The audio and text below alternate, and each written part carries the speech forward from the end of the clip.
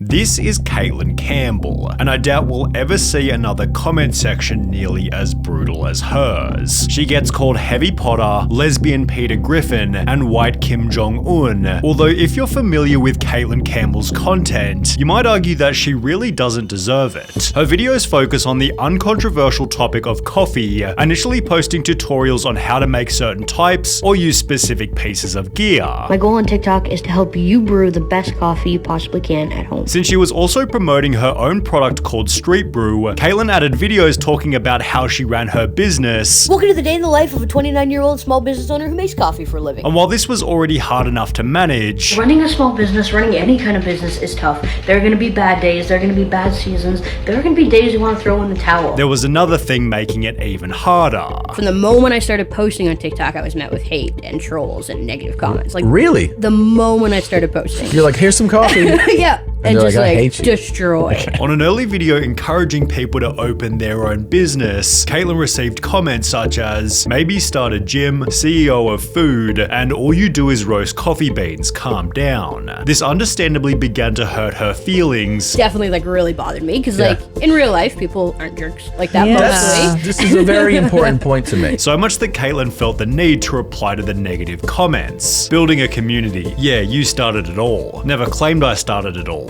How can you be good at coffee? The same way you can be good at anything else. Practice and make better coffee. You're just making coffee. Everyone is good at making coffee. I beg to differ, with the continual hate bringing Caitlin to a crossroads. You have two choices.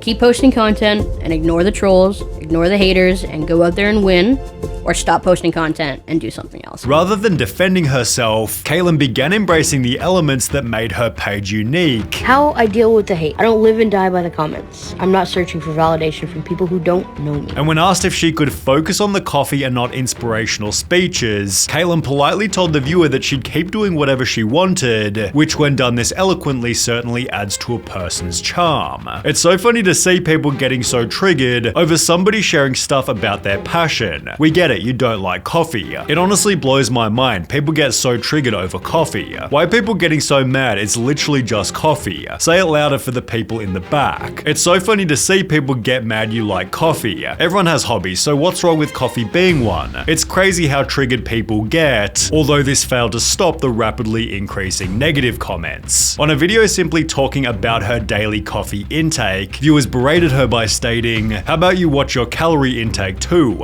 You eat 2 chocolate cakes a day though too, yeah? You don't look like you worry about intakes. I guess she didn't really help herself by making lattes out of Fruit Loops, although the shirt she was wearing in the video revealed another reason she perhaps didn't deserve the hate. Caitlin explained that she began TikTok because she missed out on her dream job. So I got rejected from what I thought was like my dream job at the time. I used to be a pastor. It was a very big pastoring job. Which was a role she'd been studying for over 4 years. So I wanted to go into ministry. That's what I went to school for. I worked in ministry for 4 years. And while being religious doesn't automatically make her better or moral, you could say that somebody who dreams of being a church pastor might be slightly more ethical than the standard TikTok troll. Because Caitlin then revealed that 20% of her company's revenue goes to the homeless population in her city, which if anything led to a positive article titled, Father-Daughter Duo Behind Street Brew Coffee Wants to Serve Up Real Change for Toronto's Homeless. Caitlin also managed to land a spot on breakfast television until her positive path was reversed by one single TikTok that created a whole new wave of hate. Making coffee is harder than your 9 to 5. Hear me out. First you have to weigh out your coffee to the exact gram, and then you have to get it ground up. It is exhausting turning this crank over and over again. Then after weighing out your water and getting it heated up,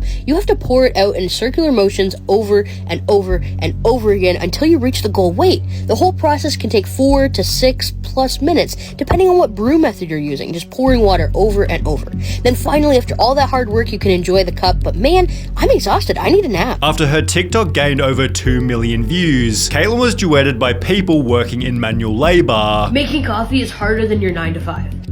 Dang, that's crazy. which were captioned with titles such as "So thankful I'm not making coffee anytime soon. Honestly don't know how I'd manage." When a similar duet gained over 13,000 upvotes, most people managed to realize that Caitlyn's video was satire. However, it seemed as though the backlash was exactly what she wanted. Yeah, I'm just trying to engagement bait. That's my goal. Given a single negative tweet bashing Caitlyn would explode her mainstream presence. The post featured a video of Caitlyn with the caption, "What is this phenotype? Nickelodeon and its consequences," to which Caitlyn politely responded, "Oh hey, that's me. I just love my job and want to make people smile," which wound up gaining over 30 million views. Her humble response led to favor from the media, as well as a shout out from an Instagram page called Quentin Quarantino, with the post gaining almost 70,000 likes. Caitlyn explained how much the hate had helped her grow. A couple days ago, a troll posted one of my pop-up videos in the hopes of tearing me down and spreading negativity, but it backfired in the best way possible. We were flooded with orders. We had our best sales day ever. We grew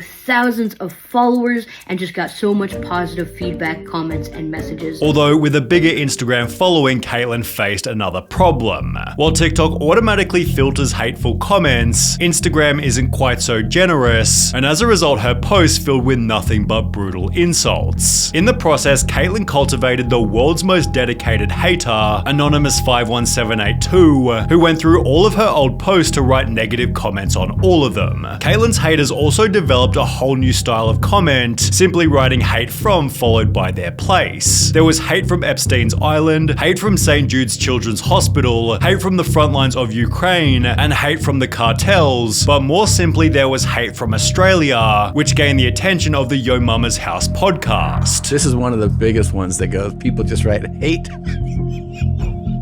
Hate from Australia. Hey, we're on the other side of the world. Just want you to know that I hate you. In a 13-minute video talking about the hate, Tom Segura pointed out that the comments were getting more likes than she had followers. Ignore all the positive comments.